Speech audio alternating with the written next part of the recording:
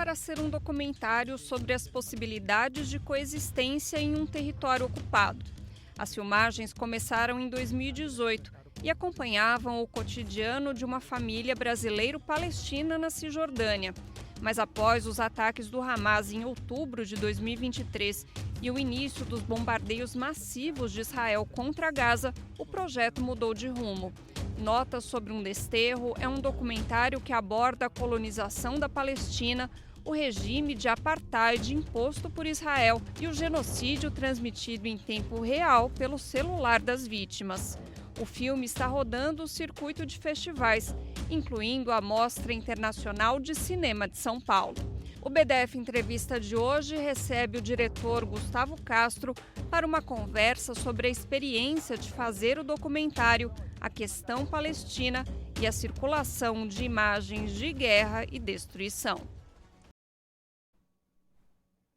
Olá, eu sou Rodrigo Durão e esse aqui é o BDF Entrevista, sempre com um tema atual que é notícia no Brasil e no mundo que merece ser discutido em profundidade. Hoje o assunto é o genocídio em Gaza, que está passando por um cessar-fogo, mas dá sinais de que isso também pode ser revisto e o genocídio pode continuar. Para falar mais sobre tanto o genocídio na faixa de Gaza como as violações da ocupação israelense na Cisjordânia e Jerusalém Oriental, a gente recebe hoje Gustavo Castro, que é o diretor do primeiro documentário brasileiro a respeito da questão palestina, Notas sobre um Desterro. Olá, Gustavo. Prazer estar te recebendo aqui no BDF Entrevista. Olá, Durão. Muito prazer. É uma honra estar aqui nesse espaço tão prestigiado. Gostaria de estar presente aí no estúdio com você, mas essa semana eu estou aqui no México. Nós estamos fazendo nossa estreia internacional no festival Docs MX, que é um dos festivais mais prestigiados de documentários da América Latina. E vamos lá, vamos por aqui online mesmo hoje. De qualquer forma, é um prazer estar falando com você e ter visto esse filme, um filme muito legal, muito importante, muito impactante. Aliás, inclusive, a sequência inicial em que você mostra tanto os bombardeios, a população, imagens feitas pelos próprios palestinos dentro de Gaza, contrastando com imagens feitas pelos próprios soldados israelenses, satirizando, ironizando, sendo cômicos enquanto apertam as bombas que vão destruir vidas e famílias ali na faixa de Gaza, é um dos momentos mais, talvez uma das imagens mais poderosas que eu vi. Eu estou cobrindo o genocídio todos os dias há 2 anos e cubro a questão palestina há 22 anos. E foi uma das imagens mais poderosas que eu vi, essa sequência inicial. Começo te perguntando, como é que está sendo a receptividade desse filme? Aí no México, aqui no Brasil, onde ele passou, como é que ele está sendo visto pelo público? Bom, vamos lá. Esse filme ele estreou em junho de 2025, agora no Festival Olhar de Cinema em Curitiba, Festival Internacional. E desde então ele tem circulado os principais festivais de cinema do país. A gente teve já no Festival de Brasília, a gente teve no Cine BH, a gente está essa semana aqui na Mostra Internacional de Cinema de São Paulo, no Festival de Cinema de Santa Maria, e tivemos no último sábado nossa estreia internacional aqui na Cidade do México, né?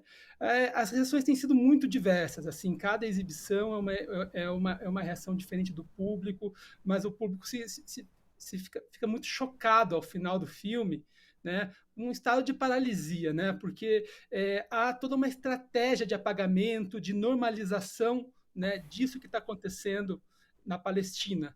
Disso que está acontecendo não hoje, disso que acontece na Palestina há 77 anos. Só que a partir do 7 de outubro de 2023 até agora ele entra em marcha acelerada, né? É colocado, né, um outro nível, né, na execução, né, do povo palestino, no genocídio palestino. Então, assim, a conexão com o público tem sido desde um lugar de sentimento, assim. Então, o público se propõe a sentir essa dor do cinema do povo palestino, e o cinema é uma ferramenta para isso, para intermediar, né? Eu acho que quando a gente acaba ficando só na discussão política, a coisa fica muito no nível do racional. Agora, o cinema, a arte, ela tem esse poder de fazer com que as pessoas sintam o outro. Exatamente, ver rostos, ver reações humanas, né? Especialmente no momento em que mais de 200 jornalistas foram mortos por Israel na cobertura desse conflito, né? Como é que você vê esse papel que o cinema ocupa? A gente viu também o vencedor do Oscar na Cisjordânia foi atacado, a sua família recebeu punições, tanto de colonos, com a bênção do exército israelense, mas ainda assim o cinema ele tem esse papel, né? Isso, quando a gente ouve falar do palestino, a gente não consegue no Brasil construir uma imagem dele, é uma coisa um pouco amorfa, né? A gente tem uma vaga noção pelo aquilo que é construído pela mídia, né? Então, quando o filme ele vai e mostra essas pessoas, né, como elas são no seu dia a dia, e mais que isso, brasileiros palestinos, né? Isso faz com que a gente veja eles primeiro como pessoas, né, e depois como palestinos.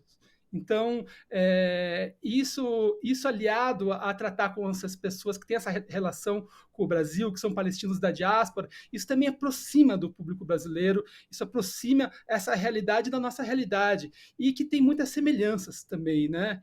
Então, definitivamente, esse é o ano do cinema palestino, né? Essa é uma barreira que a causa palestina nunca conseguiu romper, né? Que é de chegar nas telas grandes do cinema, que é disputar o soft power mundial, que é controlado pelos grandes estúdios de cinema dos Estados Unidos.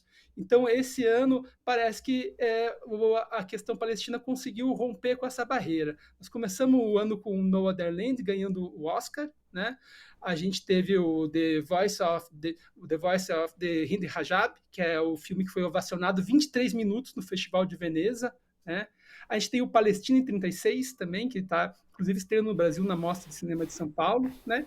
E a gente também tem Notas sobre um Desterro aqui no Brasil, aproximando essa realidade da questão palestina com a realidade da América do Sul global, né? Pois é, você falou de como nós, brasileiros, a gente tem esse imaginário forjado por Hollywood, pela mídia, esse imaginário que é bem distante, que desumaniza os palestinos, que colocam frequentemente os palestinos como terroristas bárbaros, opressores de mulheres e não civilizados, né? Mesmo era comum se falar aqui no Brasil que, por que eles brigam por causa de religião? Cada um faz a sua, não tem problema, né? Isso reflete uma certa ingenuidade nossa, né? Enquanto sociedade. Eu mesmo, quando a primeira vez que eu fui para a Cisjordânia, eu passei uma tarde inteira conversando com um garoto de uns 17, 18 anos, numa vila palestina, e perguntei, assim, se você conversasse com outro garoto da tua idade, israelense, você acha que você descobriria pontos em comum que pudesse ser a base de um diálogo? O cara olhou para mim e falou: conversar como? Os únicos israelenses que eu conheço de 17 anos são os que invadem minha casa às 4 da manhã e dão um chute na minha mãe. Não tem a possibilidade, nem querendo, né, de fazer uma coisa dessa. Então, quando eu vi a explicação que você deu sobre o seu filme, que foi filmado em 2018, né? O grosso das imagens aconteceu em 2018. E que no meio do caminho você mudou o enfoque. A ideia inicial era falar de cultura, era não se meter tanto com política. Me corrija se eu estiver errado. Você acha que a ideia de falar sobre cultura e não se meter em política faz parte de uma mentalidade, de certa forma, ingênua, que você, como brasileiro, também tinha a respeito desse conflito? Pode ser, mas antes disso, eu não me julgava capaz de fazer um documentário que falasse sobre o conflito, porque já existem documentários feitos por palestinos que vivem o conflito diariamente, né? E já retrataram isso para o cinema. Então eu pensava, quem sou eu, um brasileiro, que vai ficar 30 dias na Palestina e fazer um filme que aborde a questão do conflito? Eu achava que seria um filme raso. Então, a nossa ideia era justamente nesse ponto que você colocou, sobre essa crença quase ingênua de que existe um conflito e que a base desse conflito é a religião, ou melhor, que a religião é a causa desse conflito. A nossa ideia inicial, nossa premissa, é desmistificar isso e dizer que a religião não é e nunca foi um problema, né, para os povos que habitam aquela região do mundo. Até porque, historicamente, sempre existiram cristãos e muçulmanos, né, e existem até hoje, e eles são povos que vivem como irmãos na Palestina. Você não vê diferença entre um cristão e um muçulmano. Você só vê diferença quando um vai para a igreja e outro vai para a mesquita. E também existiam judeus, antes de 1948, que viviam em plena harmonia com as outras religiões, e isso nunca foi um problema, né? O problema começa quando, né, se funda o Estado de Israel e há um movimento de imigração em massa para a Palestina, né, incentivado pela Europa. Então, aí começam a surgir as questões. Mas, inicialmente, a nossa ideia era estar mais em contato com essas lideranças religiosas que pudessem dar esses depoimentos que desmistificassem essa ideia construída propositadamente pelo sionista, que a religião é um problema na Palestina. Você tem, por causa do filme, você tem enfrentado alguma espécie de pressão de israelenses ou sionistas, algum tipo de pressão mesmo, por causa da mensagem que você transmite?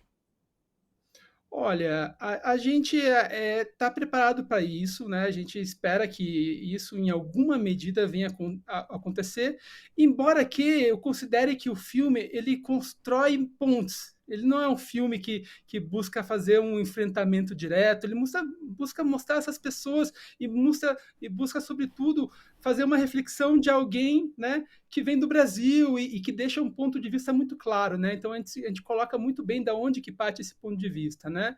A gente tem recebido, por exemplo, vamos fazer uma exibição no mês que vem, promovida pelo Coletivo de Árabes e Judeus pela Paz, e a gente tem muito interesse em aprofundar essa discussão junto com todos aqueles que quiserem, todos aqueles que se dispuserem, com o coração aberto a ver o filme.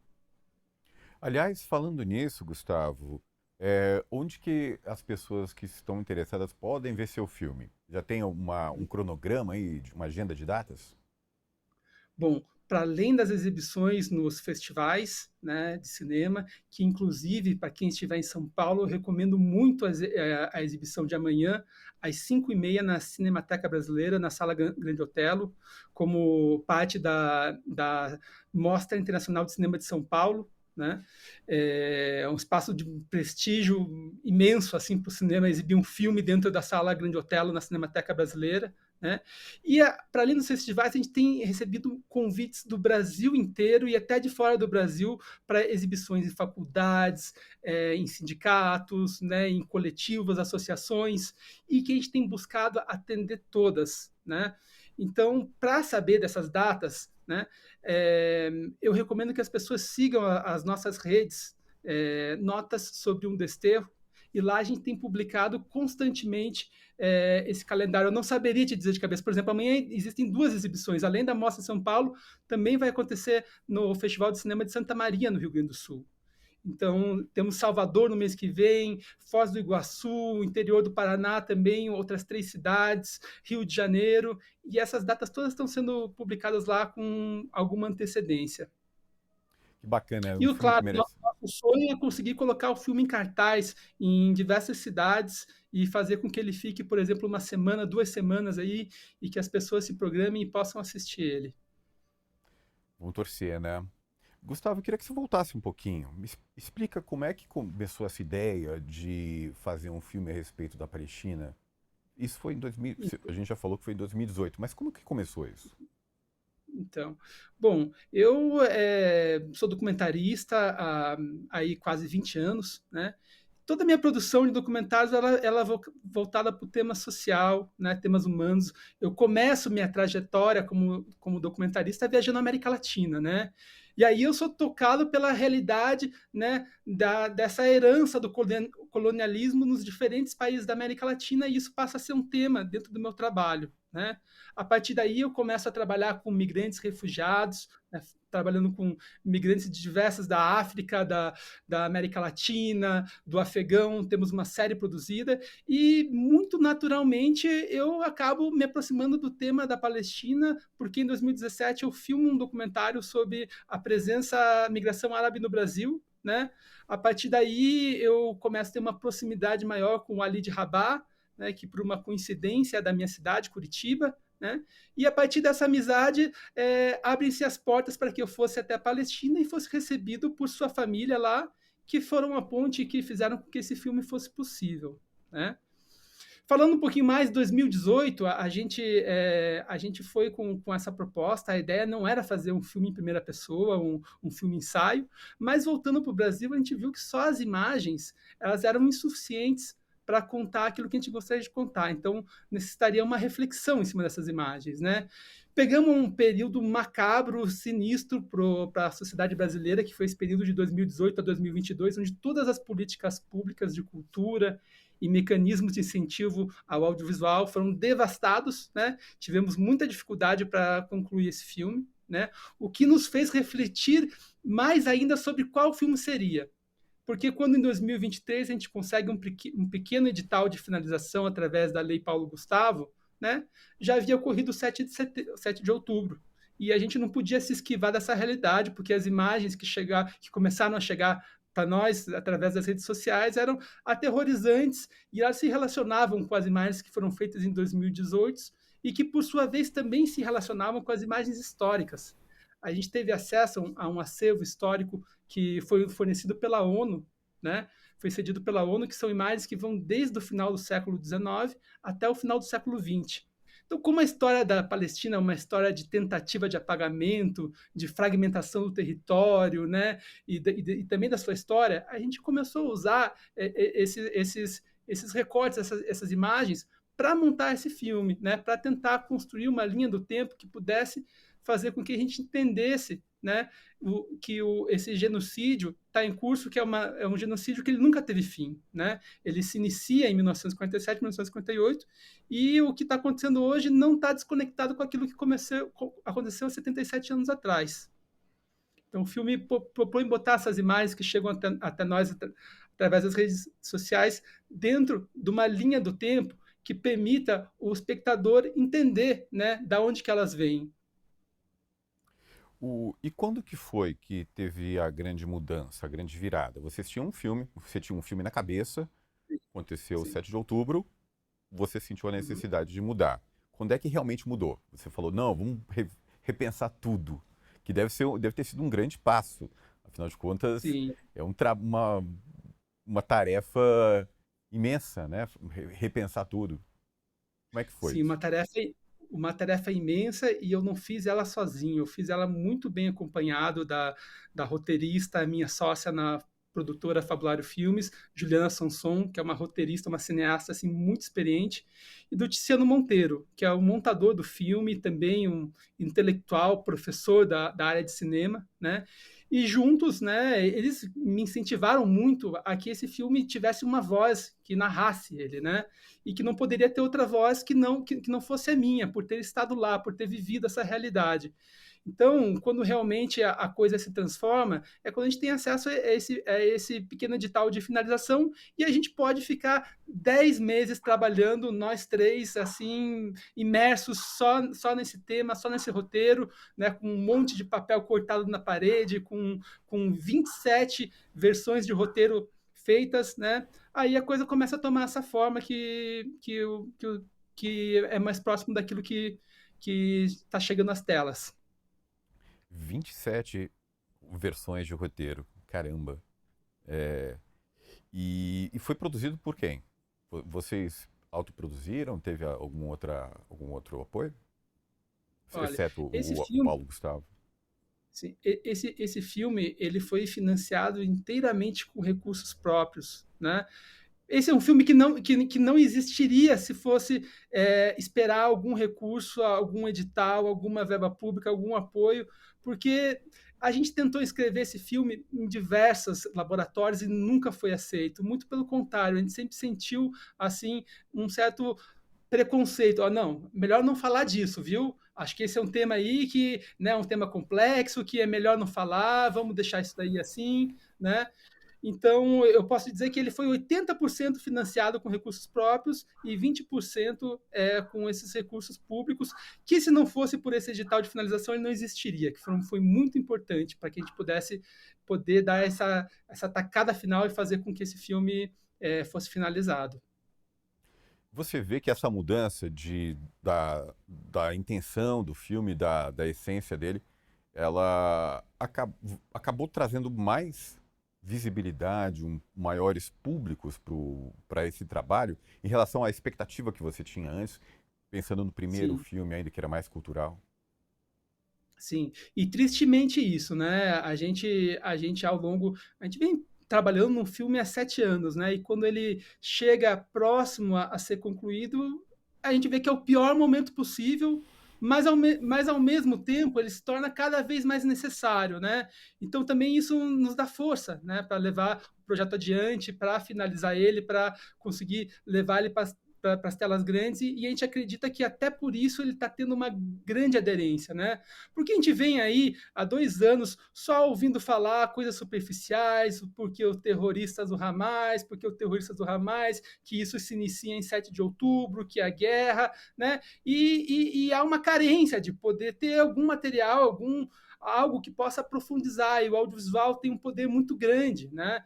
Então, juntar todas essas imagens que a gente teve acesso e poder contar essa história sobre um outro viés, né? A gente acha que é algo valioso e que tem um poder, sobretudo hoje. Pois é, você falou que.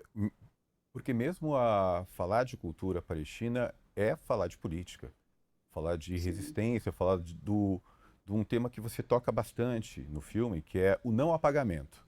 Existe uma força querendo apagar a cultura palestina, mas que falar desses elementos culturais é uma forma de impedir esse apagamento. Quando você fala da cufeia que você está vestindo aí, ou das oliveiras, por sinal, estão sendo.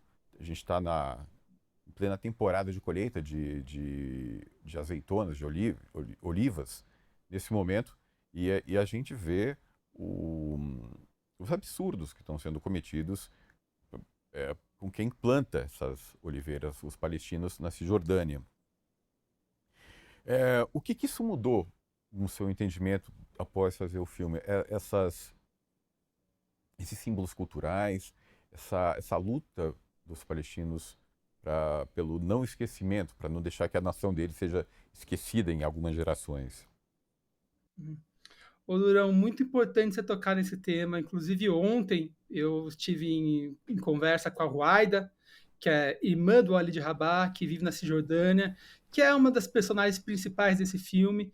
E ela tristemente me contou que há 2 semanas eles estão sendo impedidos de colher as oliveiras nas suas terras, né?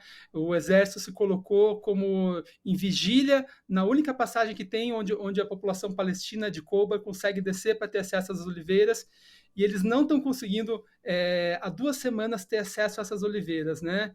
Então, é uma situação muito triste, ela sempre me manda vídeos, né? A situação na Cisjordânia também tem se escalado de uma maneira muito preocupante. Então, é muito importante falar disso. E a minha percepção, né, o que ela mudou a partir da minha viagem, né, à Palestina, né? Bom, primeiro que você está num local que vive um regime de apartheid é algo muito chocante, né? Porque a gente imagina uma coisa, mas se está lá e principalmente ver como o povo palestino é tratado, né? É uma coisa que é muito chocante, né? Mas ao mesmo tempo, uma coisa que impressiona muito é ver a resiliência, né, desse povo que insiste em viver no seu território, né? Que eu acho que seja algo que seja impossível entender desde o ponto de vista racional, né? Porque pelo visto da racionalidade não tem sentido, né? Você viver num local sob constante pressão, né, e extermínio dos seus familiares. Então, acho que é algo assim que precisa ser sentido, né?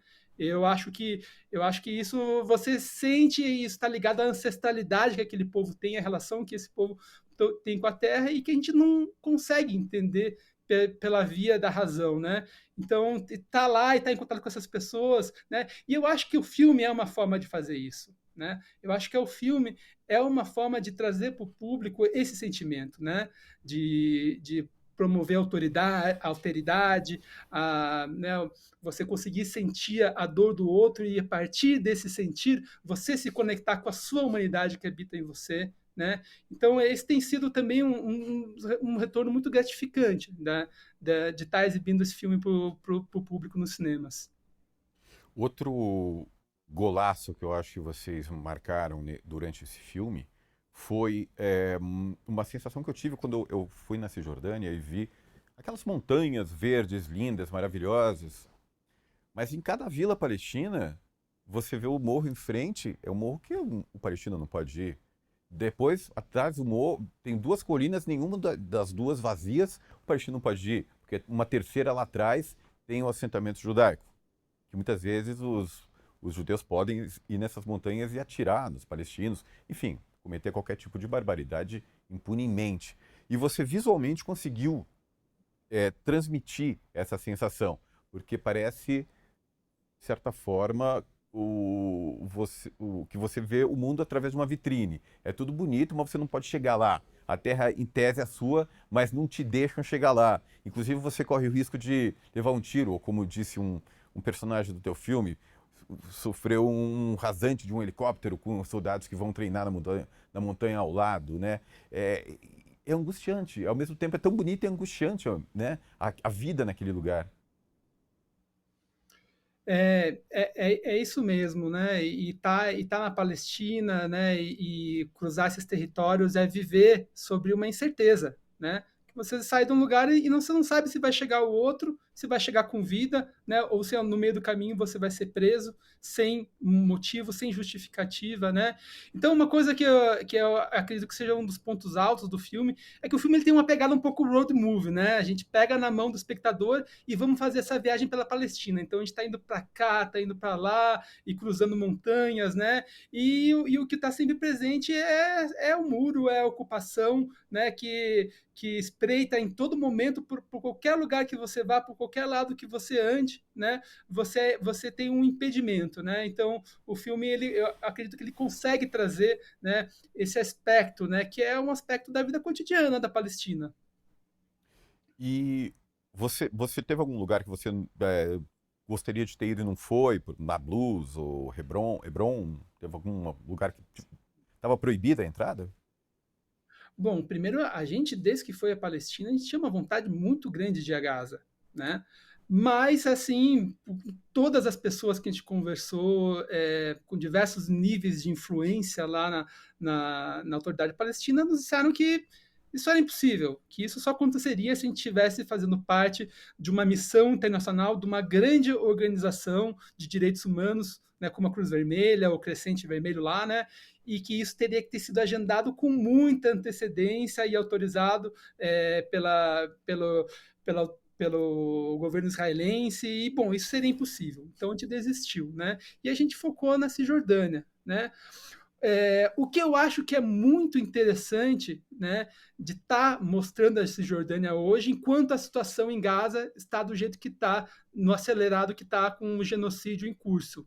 Por quê? Porque muitas das pessoas, às vezes a gente faz exibições e perguntam, não, mas vocês não falam do Hamas? Né? Mas o filme não esclarece a questão do Hamas e tal. A gente fala, não, mas olhe para a Cisjordânia.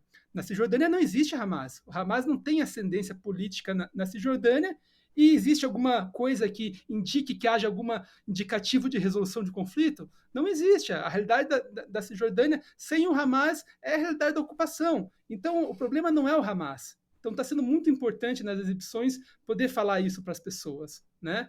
Bom, fora isso, a gente gostaria de ter estado em Hebron, mas a família realmente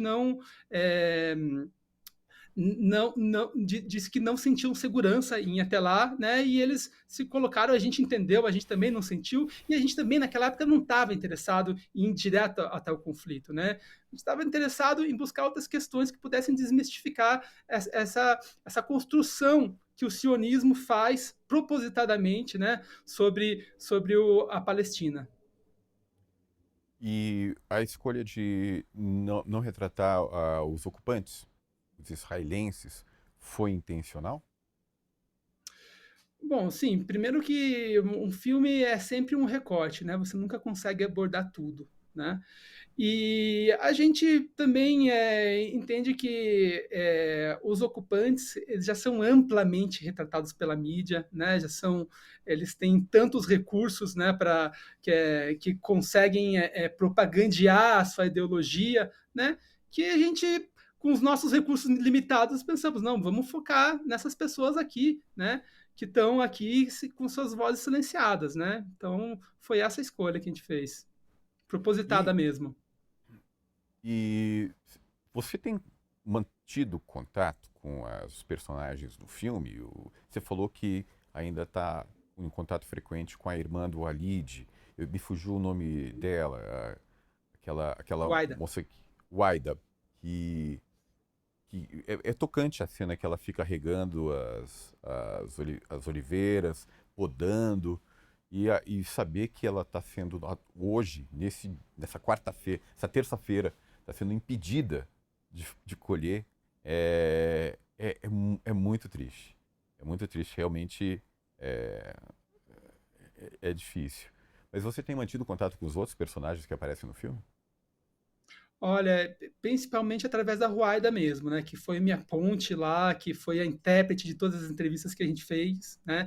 Ela tem sido a minha ponte e eu tenho buscado saber de cada um deles, né? A gente tem a mais triste, né? O Jihad, que é o beduíno, que é a pessoa que eu acho que mais representa o povo palestino, né? Que é o, né, os beduínos são povos originários daquela região, né? Quando a gente o visitou, ele estava construindo a sua casa num local que ele tinha posse documentada, né? E na semana que estreou o filme em Curitiba, em junho, ele foi desalojado, ele teve sua casa destruída, né? A família se separou, parte da família foi para Hebron, ele está vivendo numa tenda na beira da estrada, próximo da terra onde ele estava, né? Bom, também vale citar o filme, como o filme faz uso de muitas imagens transmitidas a partir de Gaza por jornalistas, a gente teve um trabalho imenso de tentar contactar todos esses jornalistas para pedir a eles autorização para usar no filme, para que eles tivessem ciência, para que eles pudessem anuir com a participação no nosso filme.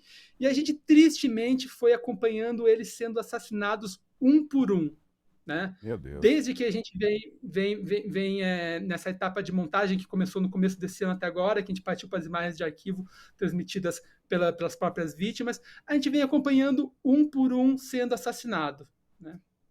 Pessoas que cederam imagens para o seu filme acabaram sendo assassinadas pelo exército de Israel? Sim. A gente não conseguiu nem ter a autorização deles, né? A gente Meu tentou o Deus. contato com eles. Primeiro que é um trabalho muito difícil você conseguir identificar quem é o autor de uma imagem, né? Porque uma vez que ela é postada, isso não necessariamente significa que ela tenha sido o autor. Mas acompanhando o trabalho deles, a gente vai vendo que alguns são realmente jornalistas, aqueles que estão na linha de frente, né, que se identificam, que estão com o colete de imprensa. Então a gente começou a conseguir identificar essas pessoas e escrever para eles, né? Pouquíssimos nos deram resposta, até porque imagino que conseguir responder a uma mensagem numa rede social dentro daquela realidade que eles estão vivendo não seja algo fácil, né? Mas aí a gente seguiu acompanhando e mapeando quem eram essas pessoas. E a gente foi acompanhando um por um sendo assassinado, né? Então foi muito triste, tanto que esse filme ele é dedicado aos jornalistas palestinos, né? Sim, você falou que sobre a resiliência, que é uma coisa até difícil da gente aqui no Brasil, ou em outras partes do mundo, entender por que os palestinos preferem ficar nesse lugar, ter uma vida infernal, ah, criar seus filhos numa insegurança, com a possibilidade deles serem mortos ou presos para o resto da vida em uma prisão, algum buraco sombrio israelense, e ainda assim eles querem. Eles permanecem lá e a imagem que eu tenho, conversando com vários, é que é parte da identidade. Como é que você explicaria isso para um brasileiro que não tem tanta familiaridade com o assunto? Esse amor, Uhum. esse apego à terra, essa negação em sair da Palestina, seja Cisjordânia ou Gaza, como querem muitos, né? O governo de Israel já fala abertamente em deportar todo mundo de Gaza, ocupar permanentemente a Cisjordânia, sabe-se lá o que vai fazer com os milhões, 5 milhões de palestinos que moram na Cisjordânia. Como é que você vê essa questão especificamente do apego à terra, a recusa em sair? Olha, é algo que é muito difícil a gente compreender, mas se eu tivesse que explicar, eu compararia aos povos originários aqui desse continente americano, né? E uma vez que tem a sua ligação com seus pés plantados na terra, eles criam raízes, né? Então, isso está ligado à ancestralidade, isso está ligado, né, quem sabe, a uma visão do mundo que transcenda, né, a materialidade corpórea, né, que, que a gente acaba, né, tentando entender, né, mas, pô, por que não sai do país e vai para outro país e tem uma vida melhor e tal? Mas eu acho que entender isso do ponto de vista da razão, eu acho que é impossível. Eu acho que só é possível a partir do coração, né? E uma vez que você tem essa ligação com a terra, em que seus ancestrais, né, habitaram, em que seus ancestrais plantaram o fruto que você colhe hoje, eu acho que isso tem aí talvez uma chave para a gente poder tentar entender, né? E E por fim, eu acho que essas pessoas acabam dando um exemplo para o mundo inteiro, né? Eu acho que essas pessoas elas redefinem, né, o paradigma atual da nossa humanidade, para onde estão indo. Elas nos fazem questionar sobre quem somos nós enquanto humanos, né? Então, por isso que eu acho que a questão palestina também ela é central hoje, né? Acho que ela separa as pessoas que conseguem se conectar com o outro, que conseguem enxergar o outro como ser humano, e as pessoas que talvez já estejam desconectadas de si mesmo, né? você fala muito no filme que a ocupação rouba terra, rouba vida, rouba colheita, rouba água. Você acha que a ocupação também rouba a paz de espírito dos ocupantes, dos israelenses? Eles sofrem esse efeito colateral, entrando numa avaliação um pouco mais metafísica. Eu sei que você não retratou os israelenses no Sim, filme, mas sim. pelo que você sabe, você acha que isso acontece? Eles têm a sua paz roubada pela quantidade de mal que fazem, enfim, dessa ocupação toda? Embora a gente não adentre, né, neste campo de discussão no filme, eu concordo com você, sim, Durão. Eu acho que essas pessoas que estão, né, ocupantes, né, elas são tão escravas, né, de um sistema perverso, né, que no fim não permite com que elas também estabeleçam uma conexão real, porque como é que você vai pregar, professar uma religião, né, que prega o extermínio do outro, que reza para que o outro morra, pelo apagamento do outro? Não é possível ter paz de espírito, né, pregando algo desse tipo. Para finalizar, o que você acha que vai acontecer? Eu sei que a futurologia ninguém sabe, mas você acredita, por Uhum. exemplo, numa solução de dois estados, na coexistência entre esses dois povos? Olha, é muito difícil, né? Até porque eu só sou um cineasta, né? Eu tenho diversas limitações para fazer um exercício desse porte, né? Eu acho que mal consigo dar conta aqui da minha casa, lavar a louça da minha cozinha, quanto mais opinar sobre a criação do Estado. Mas eu acho que a discussão sobre dois Estados ou um Estado, ela é um terreno totalmente infértil hoje, porque ela não faz sentido enquanto um povo está sendo massacrado, né? O que eu tenho certeza é que para qualquer solução, seja qual for, ela vai ser necessário que o sionismo seja banido, né? Não só daquela região, como da face da terra. Né? E isso eu tenho certeza, porque enquanto houver o sionismo, uma ideologia racista supremacista que prega o extermínio do outro, que prega a superioridade racial sobre outros, né? Isso não vai ter fim, né? Isso não existe possibilidade de solução, né? E vale destacar também, né, que essa ideologia ela é exportada como modelo para o mundo, né? A gente vê vários governantes no Brasil, né, se inspirando e indo para Israel, né, para ter contato com isso, para que isso de alguma forma seja um modelo para cá. Então, mais do que nunca, nós no Brasil, na América Latina, é importante estarmos atentos a isso e olharmos para essa realidade e falarmos sobre isso. Muito, né, Gustavo? Há uns mais de 10 anos, o Obama ainda era presidente, numa conferência de imprensa com o Netanyahu, Obama disse alguma coisa na linha de vocês ainda cometem isso, nessa altura do campeonato, pleno século XXI, ainda existe essa ocupação, essa desumanidade. O Netanyahu falou, você é passado, eu sou o futuro. O futuro é muito mais parecido com Israel do que com esse humanismo raso que o Barack Obama estava pregando à época. E a gente acabou vendo que isso se confirmou nessa última década, principalmente. Mas, por outro lado, a gente viu uma série de...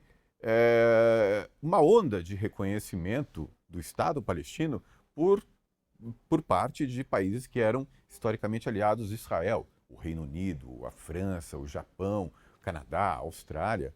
É um sinal contrastante. Não parece também que Israel está com tudo e vai ter esse caminho aberto para fazer o que quiser, né? Então, como é que você viu esse jogo diplomático que acabou pendendo mais para o lado palestino?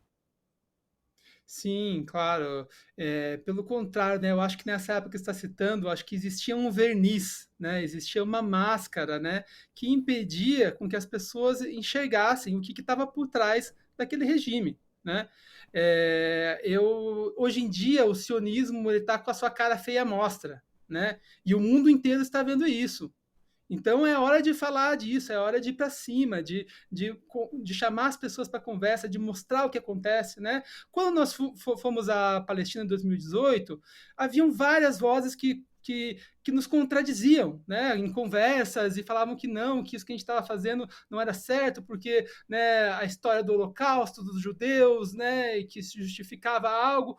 Hoje em dia, não tem mais outra voz que se levante com coragem, né? A gente tem exibido esse filme em universidades do Brasil inteiro, né?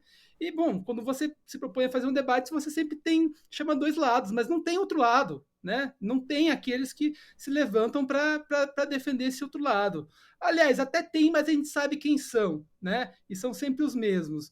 Então, acredito que o povo, né, do mundo inteiro está com a Palestina, né? Quem está contra são os governantes e os poderosos, que são poucos, em verdade, mas têm muito poder. Gustavo, muito obrigado pela tua... Parabéns pelo teu filme. Um filme muito bom, um filme muito necessário, mas no momento mais certo possível. Desejo muita boa sorte e recomendo para quem não viu, por favor, vá atrás de Notas sobre um Desterro, que vale muito a pena ver. Muito obrigado pela tua participação hoje aqui. Obrigado, Durão. É um prazer estar aqui com você. Um abraço para a tua audiência também. E o BDF Entrevista fica por aqui. Volta amanhã, como você sabe. O BDF Entrevista vai ao ar de segunda a sexta-feira, tanto na TVT como nas redes sociais do Brasil de Fato. Até amanhã.